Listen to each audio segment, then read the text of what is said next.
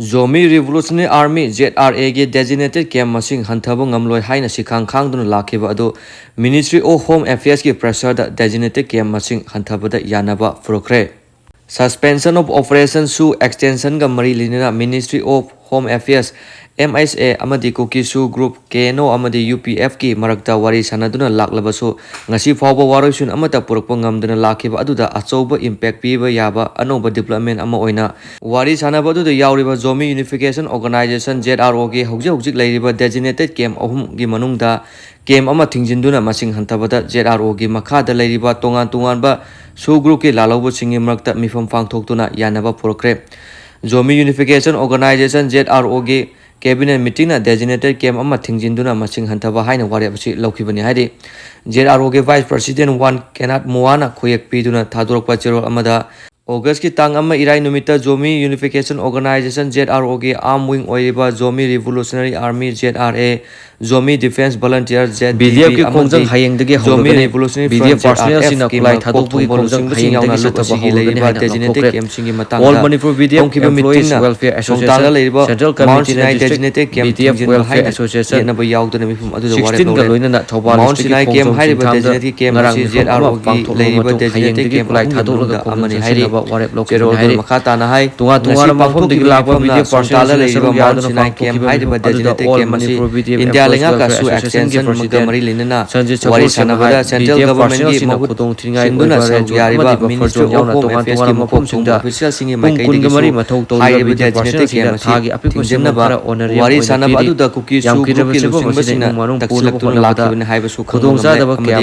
matam kya changne mifum pangthom matungda Mount Sinai designated camp thingjinbagi nongna lobo wari asi central government official singa information leire haina su service regularization panba yabani ZOMI Unification Organization ZRO ki arm wing ama oiriba ZOMI Revolutionary Association ki milkangbo amana home commissioner ki office chamber da kaya khana wari ZOMI Insurgent Group amadi India lenga ki BDF personnel singa taleba demand thabak to operation hanjin wari sanabada kana bafalaktaba maram Manipur da hoki ba all Manipur BDF employees welfare association ki Manipur ki crisis asina maram moiduna sahi khudingi kulai thadok su group amadi India lenga ki makta wari sanaduna tangkak naina su extension to COVID numit nini positive dengue case samu adu Japanese asigi February mapanda and variant Manipur COVID-19 case thangna India lenga na Manipur positive amata suspended animation na procedure rule ngasi anaba ama disaster procedure rule makha de India lenga ki matung ina governor Ajay Kumar Malana Manipur da kang sandropa dengue Japanese encephalitis amasung matung kya gi malaria sandropagi group amadi India punamak lenga ki makta wari sanaba ngamdana lakhi asigi January amadagi ngasi fawba Manipur da dengue ki apunma case samu wari sanaba adu lebak miyamna torpa dimana maram oiraga Ministry of Home Affairs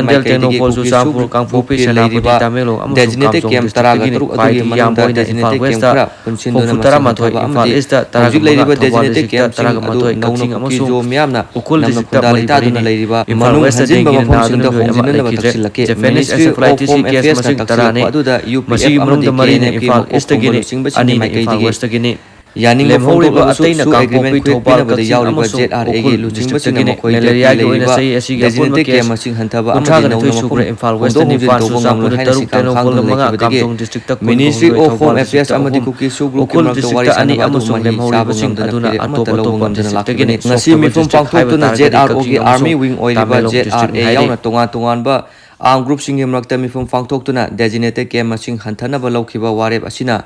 Ministry of Home Affairs amadi kuki show group ki marakta wari sanaba adugi warosin ama purakpa ngamlagadra haibagi wahang kya maikai kya dagi leibak myamna wahang oina hangnarakle CHING NINGKHAIBANA maram oiraga CHURACHANDPUR AWAT panapik THANLE AIRLIFT TOUDUNA CHURACHANDPUR da mathou taba TENGBANG POTLAM PIKHRE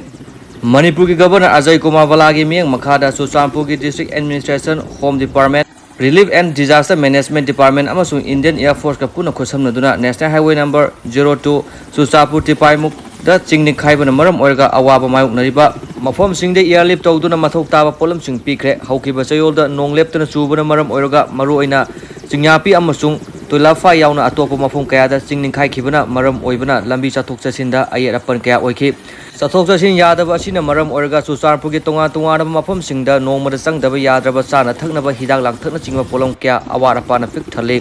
Mafam Sing Asidagi Tengbang ge Polam Sing Pikibane Khudaki Oiba Tengbang Polam Khusina Kiba Mafam Sing Adudi Santing Saisang amasung Ching NINGKHAIBANA Maram Oiraga Sohallaba Atopa Khul Sing Dasu Mathok Taba Polam Sing Pike Awaba Kya Mayunariba Asigi Yengduna Manipur Governor Ajay Kumar Balana Khudakta Order Thoktuna Mathok Taba Polam Sing Pinaba Thabak Asi Paikhalakibane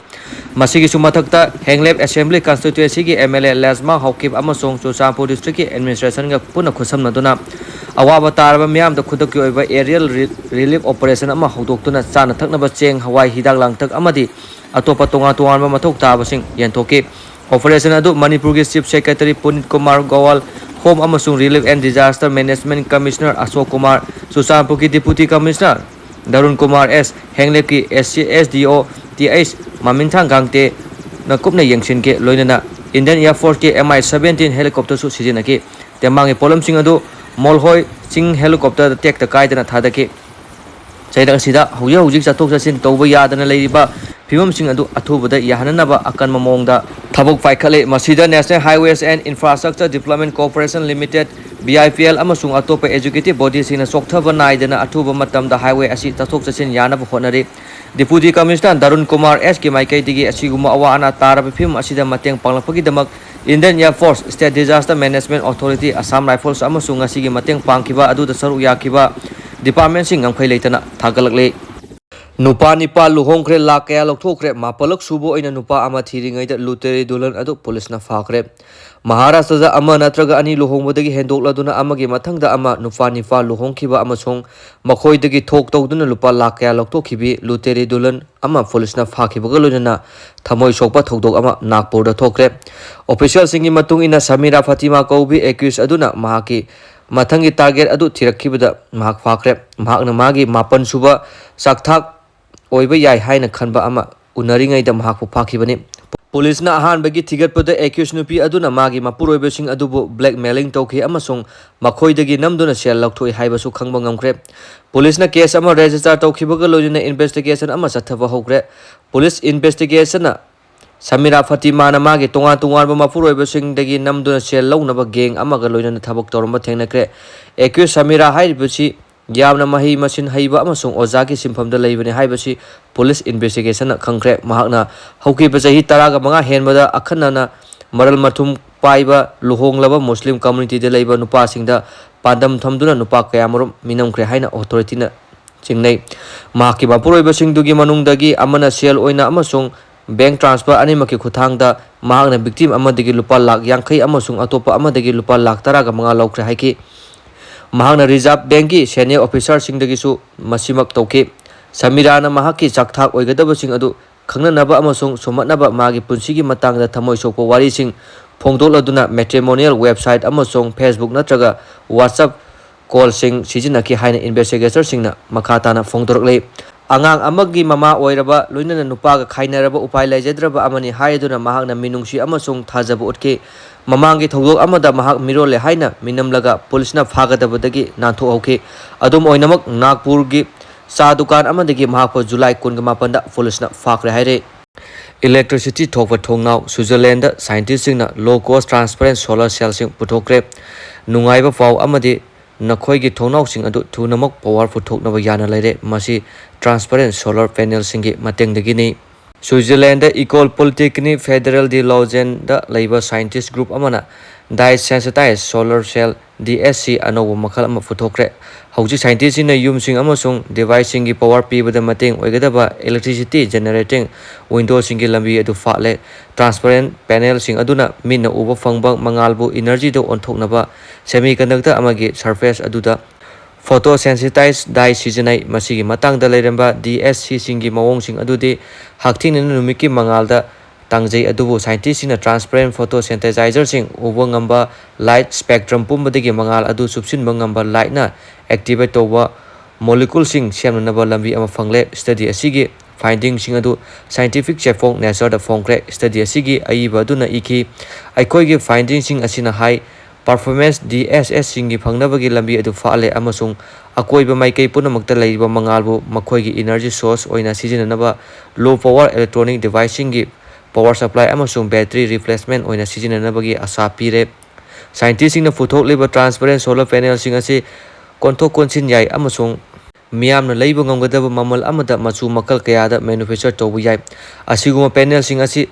skylight sing greenhouse sing amasung glass facade sing da hana sijinare. Energy puthokpa thongnau sing asi sahi kayamuktagi hauna market ta lairakre adubu makhoida electricity puthoknabagidamak akaknaba capacity lei haina Euronews pauksingna haire. Anoba molecule design asina DS Singi power conversion efficiency adu hengathali. Commercial solar panel amada sada kunromgi efficiency amalai aduga transparent solar panel singna hakthengna numit mangalda sada 35 dagi henba